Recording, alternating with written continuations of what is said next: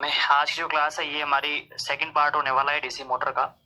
पिछली जो क्लास हुई थी अच्छा उसमें हमने बात करी थी कि डीसी जो मोटर है वो घूमती कैसे है। ये हमने पिछली क्लास में देखा था एनिमेशन के द्वारा। तो आई होप आप लोगों ने समझ लिया होगा वो प्रोसेस जो मैंने पिछली क्लास में आपको बताया था कि मोटर पे क्या हुआ था हमने। अगर मैं आपको मोटा मोटा बताऊं कि ये मेरे पास चुंबक थी इस प्रकार से, ये एन था और ये भैया एस, दो पोल थे। ठीक है, इतना सबको क्लियर हो रहा था। उसके बाद हुआ था क्या, ये चुंबक थी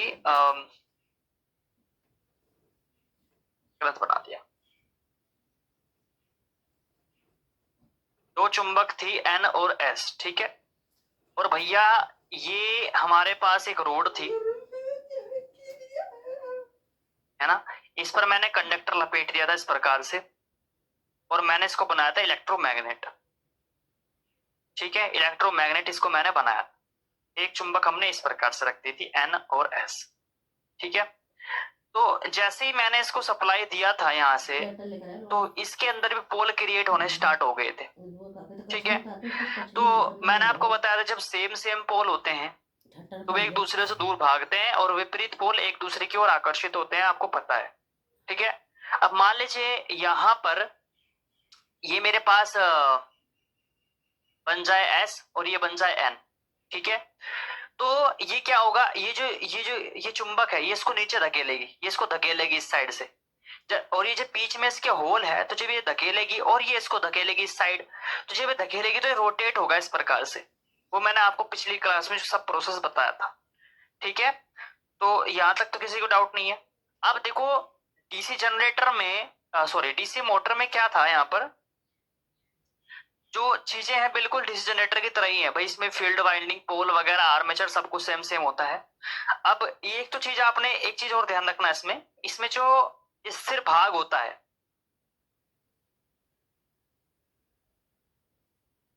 ना, स्थिर भाग कौन सा होता है, स्टेटर। ठीक है, और दोस्त जो मेरे पास घूमने वाला पार्ट होता है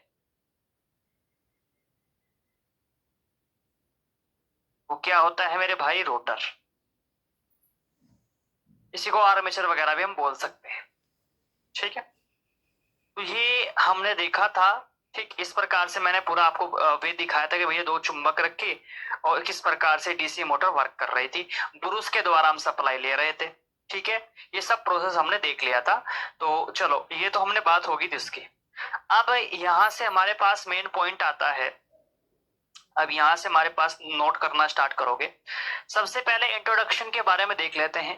देखो आप बोलोगे सर ये आप लाए कहाँ से वो चीजें लिख लिख करके, तो ये मैं नेमी के अकॉर्डिंग लेकर के आया हूँ, जो हमारी आईटी में जो नेमी पैटर्न चलता है। ठीक है मेरे भाई, तो उसके ही अकॉर्डिंग सब चीजें होंगी। ठीक है ना, उसी के अकॉर्डिंग सब चीजें मैं करवाऊंगा। डीसी मोटर एक ऐसी मशीन है जो डीसी विद्युत ऊर्जा को यांत्रिक ऊर्जा में बदलती है। ठीक, पहला पॉइंट नोट करोगे कि डीसी मोटर एक ऐसी मशीन है जो डीसी विद्युत ऊर्जा को यांत्रिक ऊर्जा में परिवर्तित करती है। यानी कि सिंपल कहने का मतलब है कि जो मोटर होती है मेरे पास मेरे भाई, ये जो हमारे पास मोटर होती है ये क्या करती है, ये इलेक्ट्रिकल एनर्जी को मैकेनिकल एनर्जी में बदलती है। ठीक है, चलो पेन सही से काम नहीं कर रहा था, तो इतना समझ में आ गया आपको। हमने क्या बताया कि जो मेरे पास मोटर होती है मेरे भाई, मोटर होती है वो क्या करती है, वह इलेक्ट्रिकल एनर्जी को मैकेनिकल एनर्जी में बदलती है, इतना सबको पता है। ठीक है, अब यहां पर ये भी आपने नोट कर लिया होगा चीज। ठीक है, जो मैंने दो चीजें यहाँ पर जो मैंने बताया है कि डीसी मोटर एक ऐसी मशीन है जो डीसी विद्युत ऊर्जा को यांत्रिक ऊर्जा में परिवर्तित करती है, इसलिए डीसी मशीन को एक जनरेटर अथवा एक मोटर की भांति प्रयुक्त किया जा सकता है। डीसी मोटर आज भी अपने अति उत्तम आघूर्ण स्पीड और लोड अभिलक्षण के कारण प्रयुक्त यथार्थ मशीनों जैसे तार निर्माण उद्योग ट्रैक्शन में 90% प्रयुक्त होता है। इसका डीसी मोटर का। डीसी मशीन को कुशल योग्य विद्युत कर्मियों द्वारा अधिक देखभाल और अनुरक्षण की आवश्यकता होती है। ठीक है, तो यानी कि उत्तम बलागुण की जहां पर हमें आवश्यकता होती है वहां पर इसका यूज कर लेते हैं। अधिकतर अलग अलग जगहों पर हम इसका यूज करते हैं, वो हम आगे देखेंगे। इसमें मैंने बताया कि जो घूमने वाला पार्ट होता है वो रोटर होता है, और जो ये बाहर की बॉडी होती है जो जिसे हम स्टेटर बोलते हैं, ये होता है स्थिर भाग। ठीक है, मतलब जो इसके अंदर का जिस पर हमारे पास हम जिस पर फील्ड वाइंडिंग करते हैं, किस पर, स्टेटर पर, वो सब लिखवाऊंगा। और जो बाहर का पार्ट होता है ये होता है मेरे पास फ्रेम, इसको बॉडी या फिर योक भी हम बोल सकते हैं। ठीक है, तो इतना अब आपको लिखना क्या है, सिंपल बस ये लिखो कि यह है एक ऐसी मशीन है जो डीसी विद्युत ऊर्जा को यांत्रिक ऊर्जा में परिवर्तित करती है। बस इतना लिख लिया। स्थिर भाग को क्या करते हैं, स्थिर भाग को कहते हैं स्टेटर, घूमने वाले भाग को कहते हैं रोटर, ये लिख लीजिए। दूसरी चीज इंग्लिश में लिख लेना, इलेक्ट्रिकल एनर्जी को मैकेनिकल एनर्जी में बदलता है कौन, मोटर। और जनरेटर की अगर हम बात करें, जनरेटर जैसे इसका उल्टा करता है, वो मैकेनिकल एनर्जी को किसमें, इलेक्ट्रिकल एनर्जी में तब्दील करता है कौन, जनरेटर भाई साहब। ठीक है ना, चलो अब यहाँ पर डायरेक्शन ऑफ मूवमेंट देख लेते हैं यहाँ पर किस प्रकार से ये वर्क होता है। अच्छा हमारे पास मैंने आपको बताया था क्या कि मेरे पास दो चुंबक है इस प्रकार से, ये एन है ये एस है। ठीक है, अब इन दो चुंबक के बीच में यहाँ पर ये फ्लक्स चल रहे हैं, देखो ये जो आपको दिख रहा है एरो, ये क्या है, मेरे पास फ्लक्स है। क्या है मेरे भैया, फ्लक्स, फ्लक्स चल रहे हैं एन से एस की ओर। यहां पर यदि मैं इनके बीच में एक कंडक्टर रख दूं, ठीक है, अब ये कंडक्टर क्या करेगा, इस जब यहां से पहले तो देखो ये जो जितने भी मेरे पास चुंबकीय फलक जा रहे थे वो देखो सीधे जा रहे थे, लेकिन जैसे ही मैंने यहाँ पर एक कंडक्टर रख दिया, अब जो बल रेखाएं हैं ये अब घूम करके जाएंगी इस प्रकार से, देखो। ठीक है, तो यानी कि इस कंडक्टर पर कुछ ना कुछ फोर्स लगेगा। जैसे एग्जाम्पल के तौर पे जब हवा चलती है ना, हवा चलती है, मान लीजिए हवा इस साइड की चल रही है और आप खड़े हो ऐसे, तो हवा आपको आगे धकेलती है ना। या फिर आप कोई हाथ में मच्छर लेना, मच्छर, और उसको ऐसे फूंक मारना है ना, तो वो आगे धकेल जाएगा, उड़ जाएगा ना। तो वही चीज है भाई, इस पर कुछ ना कुछ तो प्रेशर लगेगा। जब पहले तो देखो, अब ये बल रेखा इनको इतने कम मत मानना कि आराम आराम इतनी तेज होती है, इतनी हाई होती है, ध्यान रखना। इनके बीच में अगर आप कोई कंडक्टर लगा रहे हो भाई, घूमेगा तो है ही। जब आपने बीच में फंसा दिया इसको, ये पता है कंडक्टर कैसे लगा होता है, यहां से इसको ऐसे फिक्स करके रखते हैं हम ऐसे, यानी कि जब इस पर ऐसे फोर्स लगेगा, मान लीजिए ऐसे रख रखा है हमने, जब इस पर ऐसे फोर्स लगेगा तो ये इस प्रकार से रोटेट होगा, घूमेगा। ठीक है, इस प्रकार से रोटेट होगा ये, है ना, जब इस पर ऐसे फोर्स लगेगा तो। ठीक, तो ये बल रेखाएं क्या लगा रही है, इस पर कुछ बल लगाती है, जिसके कारण क्या होता है, ये मोशन में आता है, इसी को बोलते हैं डायरेक्शन ऑफ मूवमेंट। ठीक है ना, यानी कि क्या होता है, ये जब इस पर फोर्स लगेगा तो भैया ये जो बल रेखाएं चल रही हैं ये इससे टकराएंगी और इस पर फोर्स लगाएंगे तो ये रोटेट होगा, घूमेगा।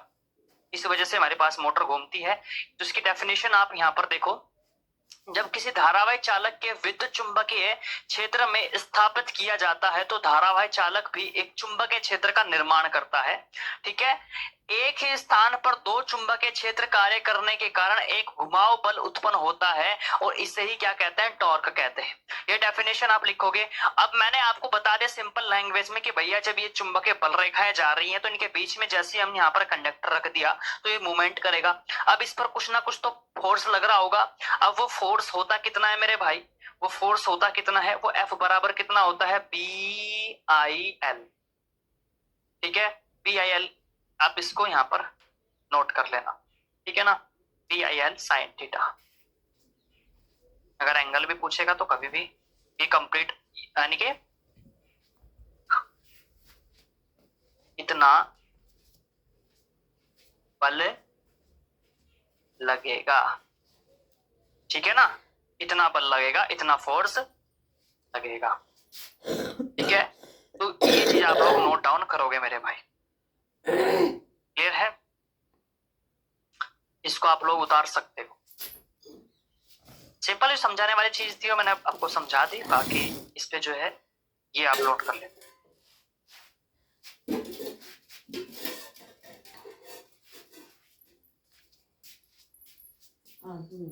हो गया, वीडियो कर लेना। ठीक है, अच्छा, अब आते हैं डीसी मोटर की घूर्णन की दिशा। मैंने आपको बताया कि भैया जो कंडक्टर था उस पर एक फोर्स लग रहा था, कंडक्टर पर एक फोर्स लग रहा था, और जब उस कंडक्टर पर फोर्स लग रहा था तो वो घूम रहा था। ठीक, वो फोर्स था कितना सर? वो फोर्स था BIL। ठीक है, वो फोर्स तो लग रहा था, लेकिन सर आपने एक चीज तो बता दी, ये फोर्स जब लगता है कंडक्टर पर, जब लगता है, अब हमें ये तो नहीं पता कि ये ऐसे घूमेगा या फिर ऐसे घूमेगा, है ना? तो हमें घूर्णन की दिशा ज्ञात करनी है, घूर्णन की दिशा पता करनी है कि जो मेरे पास कंडक्टर है, जो मेरे पास मोटर है, वो किस दिशा में घूमेगी। भाई हमें क्या पता होता है? हमें एक तो मैग्नेटिक फ्लक्स, मोटर में क्या होता है, हमें दो चीजें पता होती हैं। एक तो भाई चुंबकीय बल रेखाएं पता होती है जो N से S की ओर चलती है। ठीक है जी। सर हमें एक और बात पता होती है, हम मोटर को करंट दे रहे होते हैं।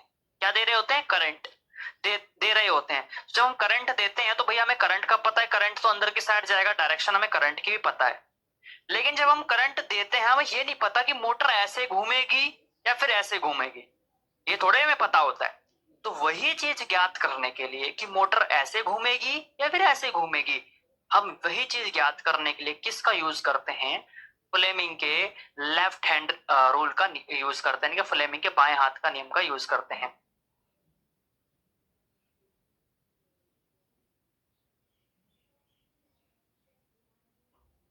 मोटर की घूमने की दिशा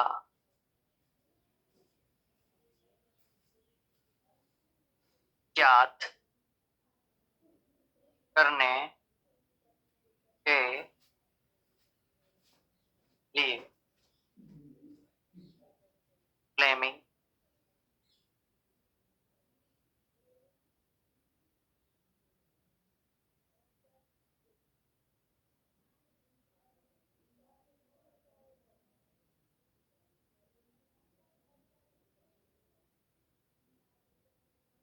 राइट हैंड, चलो राइट हैंड सिंपल एकदम, फ्लेमिंग राइट हैंड, यानी कि फ्लेमिंग के, सॉरी राइट लिख रहा हूं, लेफ्ट हैंड।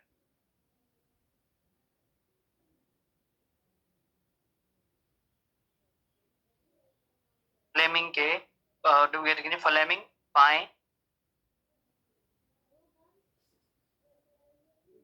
हाथ का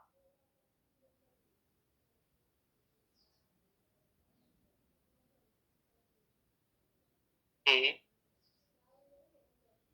नियम का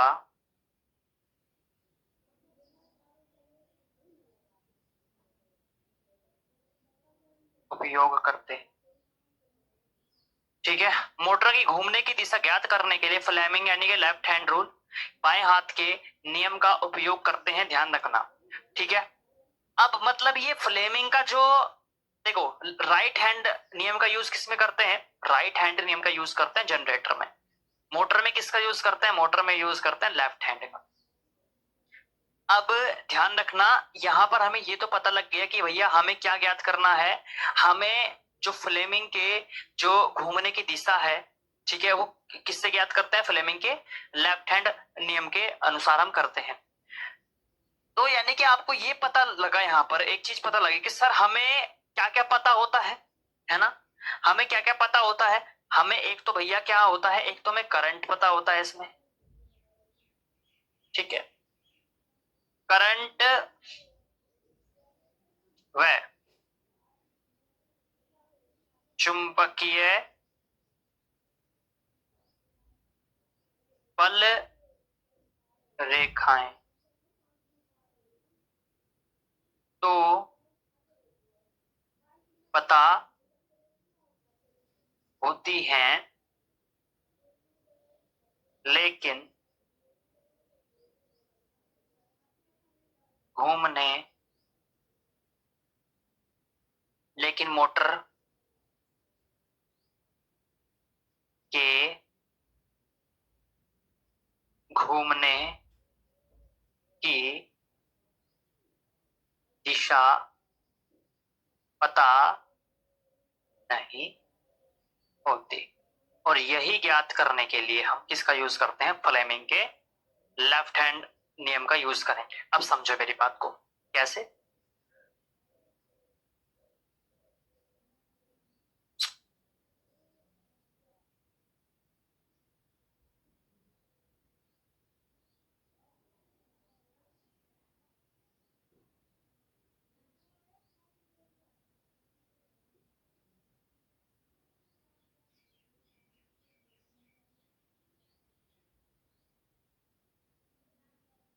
ये तो हमें पता है।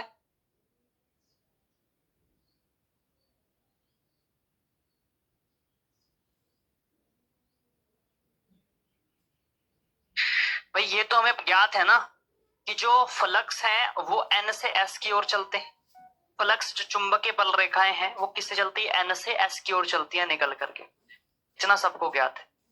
अब यहाँ पर सर चलो ये तो हमें पता लग गया, और करंट की डायरेक्शन, जो करंट है मान लीजिए वो अंदर की साइड जा रहा है, ठीक है ना, करंट जा रहा है, मोटर को करंट दे रहे हो, वो अंदर की साइड जा रहा है।